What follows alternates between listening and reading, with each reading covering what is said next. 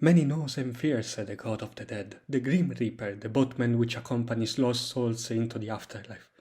Well, he's a clown now. To the other way, yes, this is the god of the dead in the Kid Icarus series, and yes, turning probably one of the most intimidating figures in fiction into what is for many one of the most devising character trope in media was certainly a choice. But honestly, I can kind of sort of understand where they got the inspiration for this bizarre design. Thanatos appeared in the original Kid Icarus as Medusa's henchman during the final battle. Here he took the aspect of a snake, because Snake Lady, and I imagine the uprising team struggling for a redesign because of the risk of him looking too similar to Hydra, the other Serpentine classic boss.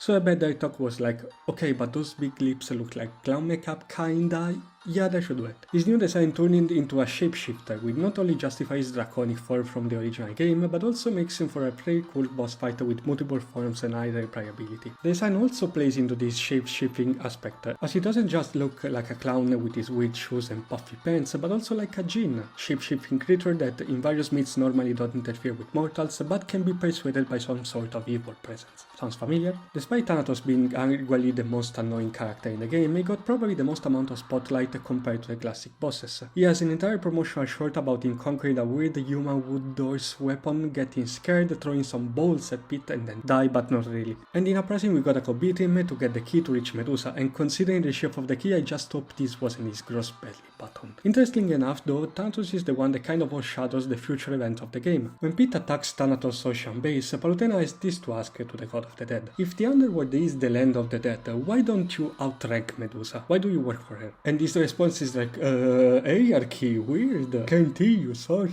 Potentially hinting at the presence of some other mastermind pulling the strings, something that comes full circle when he comes back in chapter 14 under the command of Hades, only to get bullied by another robot teenager. Man, kid these days. The fact he literally cannot die as the god of the dead means they will probably see him again in a future game, maybe as the new Underworld Eater or the one that tried to resurrect either Hades or Medusa. But for what he is in Uprising, I do like how Project Sora reimagined this pretty forgettable NES sprite into a pretty annoying but still interesting character. You never go wrong with some clown chicanery after all.